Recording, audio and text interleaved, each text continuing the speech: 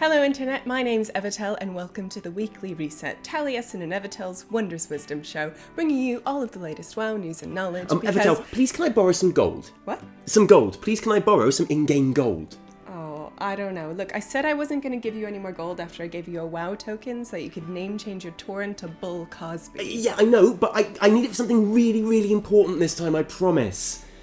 How much do you need? Not much, just, 500,000. What? Oh, come on, please. I just hit Exalted with the Army of the Light, and I really need to buy the Light-Forged Warframe. Do you really need the Lightforged Warframe? Yes. Look at it. In fact, look, I'm just going to go ahead and say it. I think this is the coolest mount ever in the history of the game, and if I have it, I don't think I'll ever need another mount, ever.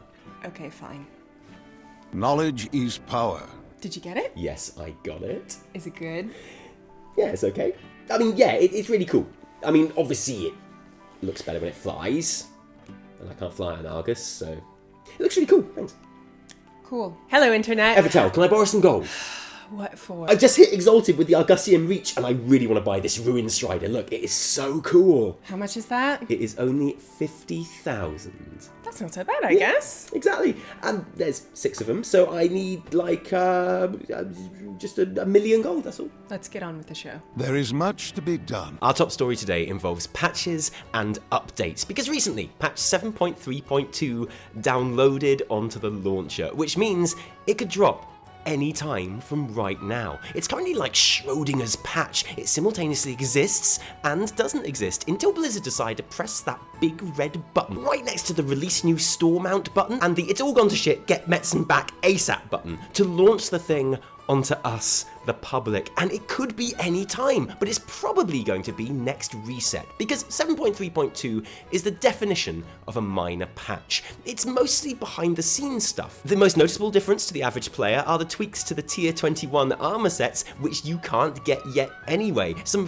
very minor class balance changes to literally 2 specs. 7.3.2 is not that stuff that's going down in Silithus, which we are going to talk about in a moment. It's basically a glorified hotfix, but it is important because this patch marks the final preparations before the release of the Antorus raid. Basically, once this patch is out, then you'd expect it to be at most a week or maybe 2 before we can finally enter the climactic raid of Legion. And yes, basically what I'm saying is, it looks like that's going to be the reset after BlizzCon, almost like they planned it. So 7.3.2 itself may not be the biggest story ever, but there was a moment when it looked like it might be. Because there was a moment back there when it looked like we might just be getting a whole lot more than we bargained for. As at the same time that the 7.3.2 background download started, the beta rounds, just for a few minutes, showed up as 8.0. 8.0 as in the new expansion. 8.0 as in... And it was there. For just a few minutes, the next expansion, or whatever currently exists of the next expansion, probably just Jaina riding a Tuskar around an unrendered Kul'tiras at this point, was there. And what does this mean? Well, obviously absolutely nothing that we can be certain of or should speculate about right now, that's for sure. But screw that, let's speculate. Could this mean that there will be an early 8.0 build which will be playable to the public at BlizzCon? Could we find ourselves riding our new faction ships through the new Naga starting area in Anaheim this year?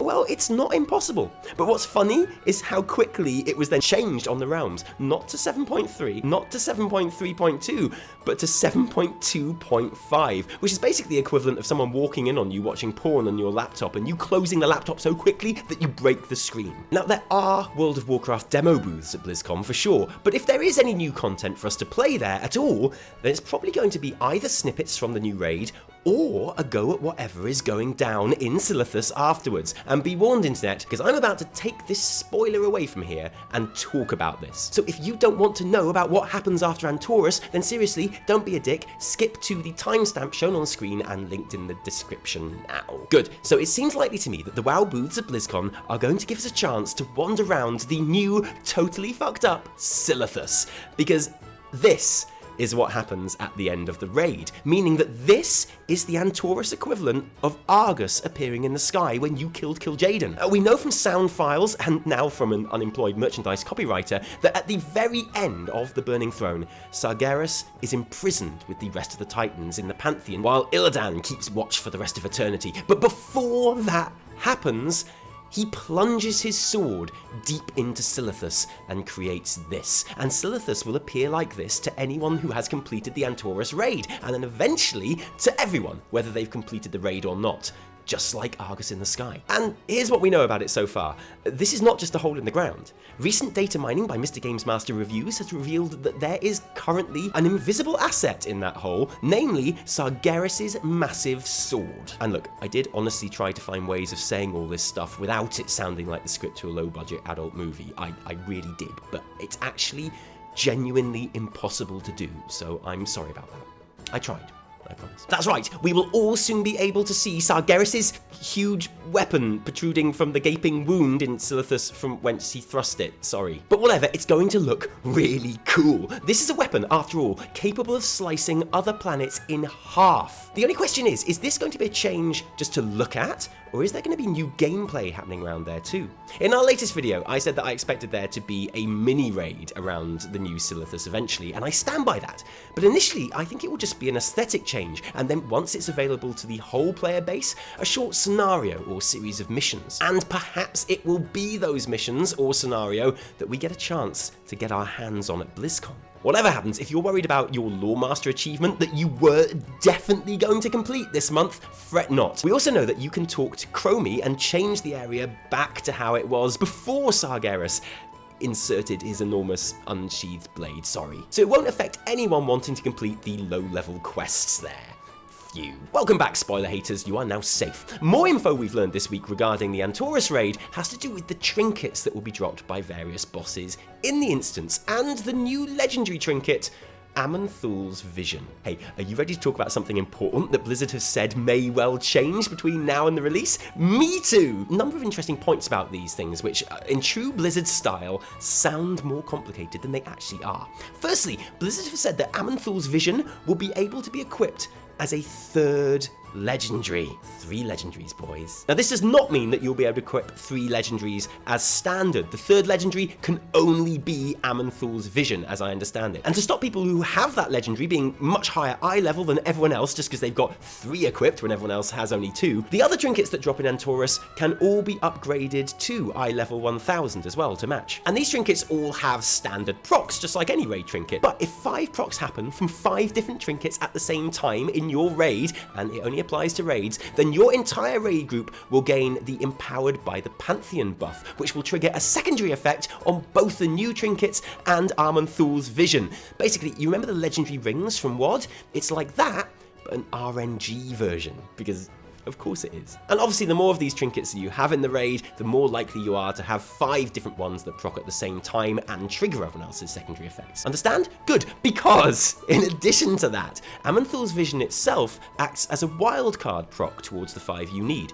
It fills the gaps. So if you have 1 Amathul's Vision in the raid, then you'll only need 4 unique procs from the new trinkets to gain Empowered by the Pantheon. If you have 2 Amathul's Visions in the raid, then you only need 3 of those trinkets to proc. And presumably, if you have 4 of these legendaries in your group, then you only need 1 trinket to proc. So, like I say, it's actually quite simple. Look, just nod and smile and say yes, Taliesin, and we can move on, okay? And like I say, details of this are subject to change, but that's the main concept, and of course, we will be keeping you updated right here. And the main question people have at the moment is, if Amathul's Vision is the only item that can be equipped as a 3rd legendary, how does it drop? Is it just going to be a random thing like all the other legendaries, or is there going to be another guaranteed way? And the Blues' resolute refusal to answer this question on the forums, and believe me, they've been asked plenty of times, suggests that this is something that either Blizzard haven't decided yet, or something they want to reveal at BlizzCon. Just whatever it is, please,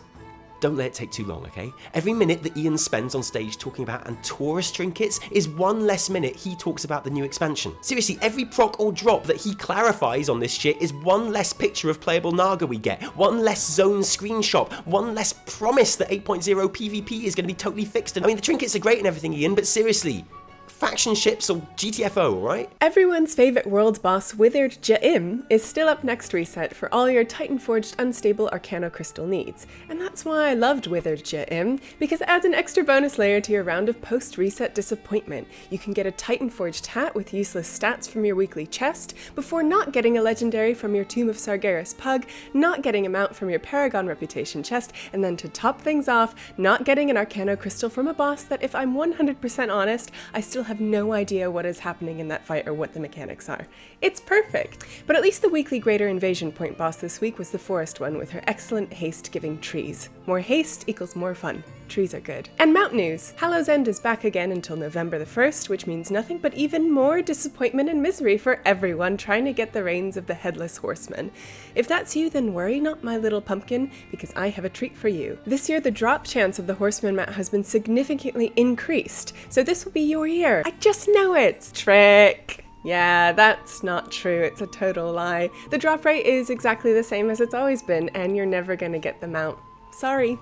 And there is no treat. There never is. But otherwise, the same rewards as ever are available to those with enough tricky treats to pay for them, with some new additions this year too. The highlight being the Xavius costume, the back end of the horse costume, the slightly less desirable front end of a horse costume, and the battle pet that looks like Naxxramas. Not to mention the new piece of heirloom gear that allows you to target specific legendary items in time for the Antorus raid. What a treat! No, sorry, that's not true either. There's no legendary targeting Hallow's End heirloom gear, and that's a total lie. That's a trick. It just doesn't exist. Unlike the back end of the horse costume, which does in fact totally exist. But otherwise, it's the same old Hallow's End as usual, and everyone loves Hallow's End, right? Can we get a server that doesn't have these themes, please? Don't force it on everyone. It's constant. The circle of shit starts all over again. Just like in real life, it never ends. Ah, now pay attention, class. What we have here is a prime example of the immoetum dimidium corde, or half-hearted attempted shit show, obviously. But notice how the subject fails by not only choosing the wrong target, but also not fully committing to it with the required passion or stubborn-mindedness. It's nowhere near sweary, unreasonable, or offensive enough to cause the intended level of shit show, and as such doesn't get anywhere near to whipping up any kind of butthurt at all. Try harder next week, please, community. I know. Have you noticed there's no flying on Argus? Just saying, you know? Have you noticed that?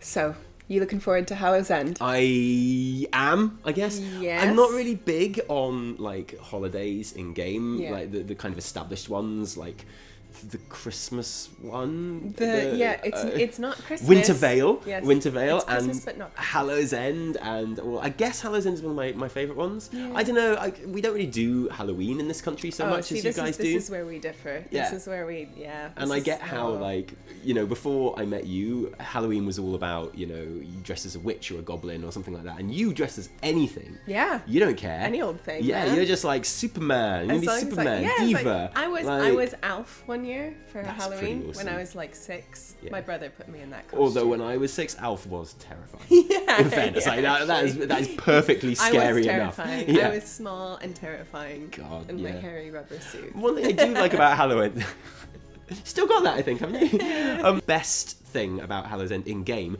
is the witch's broomstick. Yes, Because it's like instant mount. Oh, So suddenly it just everyone boom. becomes a druid. I Everyone's love just like, it. boom. I love it. I remember getting that feeling for the first time, being like, well, time to mount up. Oh, I'm flying. I'm gone. I Go love collect some herbs quickly. Like Do it jumping now. and then mounting like mid-jump and shit. Oh, yes, of course. And if you're on a so PvP good. server, really good for getting away from gankers. Yes. You're like, oh, what? Bye. Yeah, so that is one great thing about the mount. And I love people walking around with pumpkins on their heads. Yeah, can't go wrong. And I'm a big fan. I have to say, Taliesin, you're looking like especially fit today. Yeah, I feel pretty fit. Yeah, and fit in the sense of like the American sense, like that you're physically fit. Yeah, because last week I was in training and I did the Great Gnome Run. Ooh, how'd that in-game. go? It almost didn't because I forgot it was happening, and I wanted to do it on the proper server, on Scarlet Crusade on the US, because got US accounts as well, and I don't have a character on Scarlet Crusade, and I suddenly remembered, like about half an hour after it happened, and I was like, oh no! So I quickly went and started a level 100 trial for a gnome mage, I think it was in the end, because they had portals I could get around with, so I could try very and wise. join up with the gnome run before it finished. And you were following it on stream, going, they're at Stormwind, and I was like, okay, I've just got to finish the trial. And then obviously, as soon as I got one spell, I was able to pour out of the trial as well, and then just about got there in time. I joined up with the team in Stranglethorn Vale. Yes, you did. So I missed about 2/3 of the run. Really cool though, because I eventually did sort of catch up to groups of gnomes, and then obviously when you get to the actual finish line, it's absolutely brilliant because there were just hundreds and thousands of people just chilling out, setting off balloons and stuff and music. With lots of pink spore pets. Yeah, Lots of people loads had of those. Lots of pink everything. Oh, Absolutely. And this year was particularly good because it was the first year that Blizzard added the gates to run through and cheering kind of crowds and official, stuff, and it was brilliant. It was so It was so cool. I loved it. Yeah, absolutely. And it was great that they did that for something that was fan created and happens every year and has become an established thing. And Blizzard were like, do you know what? We're gonna keep away from this, but we're just gonna make it a bit better by putting this shit in for them. Yeah. And it was wicked. It made me feel really, really good. Yeah, me too.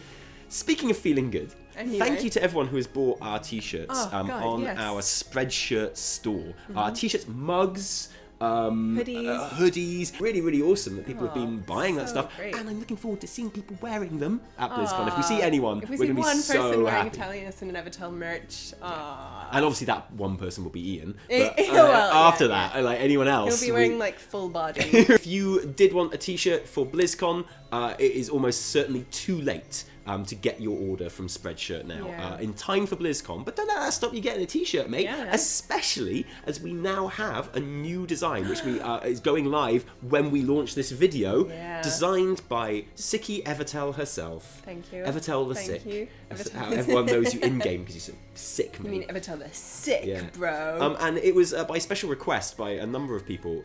It is our Knowledge is Power shirt. Yes. With a T and E words on it. It's not our logo, but it says Taliesin And the on ball. it. Yeah, and the ball, obviously the Wondrous Wisdom just ball. a ball. For our Wondrous Wisdom show.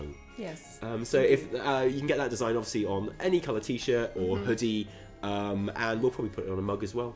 Yeah, why not? Sounds like a good mug design, that It's one. a good, yeah. It's a Yeah, good what do you one. reckon? Yeah. Oh, and also in preparation for BlizzCon, we will be appearing on various podcasts and video casts and things like that.